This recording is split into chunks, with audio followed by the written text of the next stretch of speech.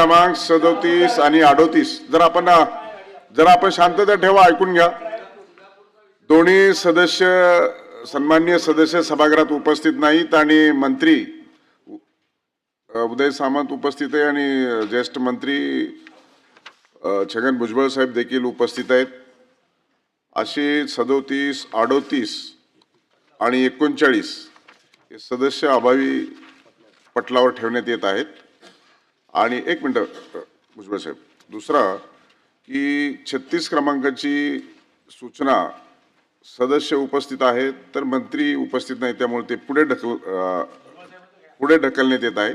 आणि माननीय मंत्री महोदयांना काय म्हणणं मांडायचं बोलतो.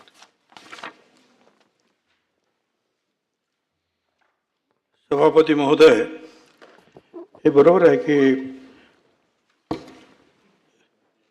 हे सन्मान्य सदस्य जर नाहीत, परंतु आजचा हा जो विषय जो आहे घरगुती गॅस आणि इतर, हा अतिशय महत्त्वाचा असल्यामुळं म्हणजे हे टेबल तर मी करतोच आहे, पण त्याचबरोबर या 2-3 गोष्टी ज्या आहेत ज्या त्यांनी विचारल्यात त्याच्याबद्दल मी थोडक्यात माहिती देतो, कारण त्याचा उपयोग सगळ्यांना होईल. अध्यक्ष महोदय, हे खरं आहे की एक तर जे आहे हा केंद्रशासित विषय आहे आणि केंद्राने सांगितलेलं आहे की त्यांच्याकडे मुबलक LPG आहे, त्यामुळे LPG आणि PNG पाईपद्वारे जो आपण गॅस देतोय तो आणि LPG याचा मुबलक साठा आहे, त्याच्यामुळे काळजी करायचं कारण नाही. आणि कुठेही त्यामुळे पॅनिकी होऊन रांगा लावणे किंवा ब्लॅक मार्केटिंग करणे वगैरे हे होता कामा नये. त्यामुळे आम्ही प्रत्येक जिल्हाधिकारी, SP आणि बाकीचे अधिकारी यांच्या कमिट्या नेमल्या आणि त्यातून जे आहे आतापर्यंत 2129 आम्ही चौकशा केल्या. गॅस सिलेंडर जप्त केले 1208, 33,66,411 रुपयाचा मुद्देमाल जप्त केला. दाखल गुन्हे 23 केले आणि अटक व्यक्ती ज्या आहेत ह्या 18 आम्ही केलेल्या आहेत. अध्यक्ष महोदय, हे खरं आहे की त्या सिलेंडरच्या किमतीसुद्धा मागच्या महिन्यामध्ये 852.50 रुपये होते, आता ते 912.50 पैसे झालेले आहेत. व्यावसायिक सिलेंडर जे आहेत 1720.50 रुपये आणि आता जे आहे 1835 रुपये झालेले आहेत. अर्थात हे जे घरगुती सिलेंडर्स आहेत याला भारत सरकारतर्फे 300 रुपये आपल्याला मिळतात आणि 3 सिलेंडर जे आहेत त्याचे बाकीचे उरलेले पैसेसुद्धा आपण भरत असतो, त्यामुळे तो प्रश्न काही उपस्थित राहत नाही. आता यामध्ये जे आहे सकाळीच मी जे आहे हे BPCL, HPCL, IOCL ह्या ज्या काही मोठ्या कंपन्या आहेत यांच्या प्रतिनिधींची मी चर्चा केली आणि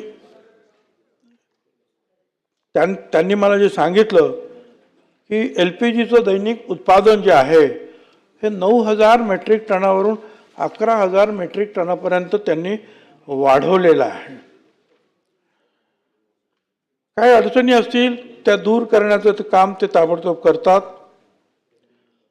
यावर एक मार्ग म्हणून आणि हो, त्यांनी दुसऱ्याच सांगितलं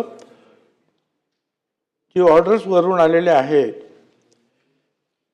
की घरगुती गॅस त्याची पूर्तता केल्यानंतर जिल्हाधिकाऱ्यांनी जो काही तुमच्याकडे गॅस उरेल किंवा सिलेंडर उरतील त्याच्यामध्ये प्राधान्य दिलं आहे.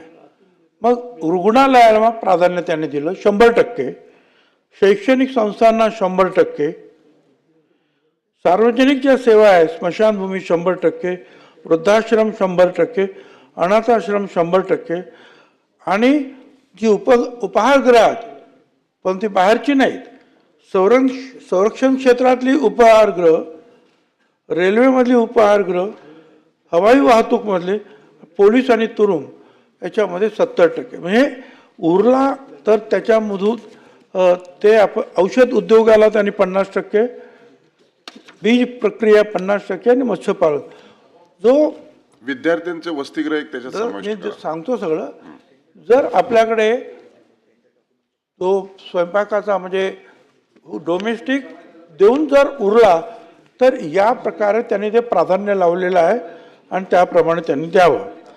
आता या बदला याच्यासाठी जे आहे आणि म्हटलं आता दुसरा मार्ग नाही, पण आपल्याकडे केरोसिनचा साठा आहे भरपूर. आणि काही वर्षापूर्वी नागपूरच्या हायकोर्टाने एक इशारा मारला होता की ज्यांच्याकडे उज्ज्वला आहे त्याच्यामुळे तुम्हाला आता केरोसिन देण्याची गरज नाही. त्यामुळे केरोसिन असूनसुद्धा आपण देत नव्हतो.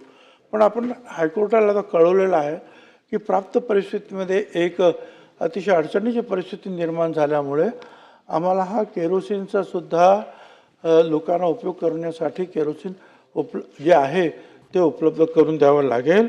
आणि मग हे जे केरोसिन जे आहेत, जे केरोसिन डीलर्स आहेत त्यांच्याकडे आपण हे केरोसिन देऊ.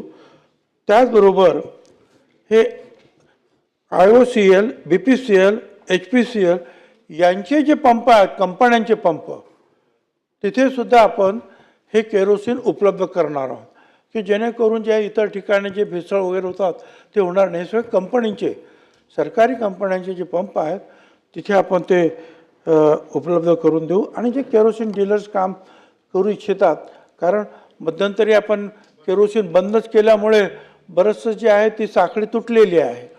त्याच्यामुळे जे आता पुढे येतील जुने लोक केरोसिन डीलर्स त्यांच्याद्वारे सुद्धा आपण केरोसिन आपण देणार आहोत.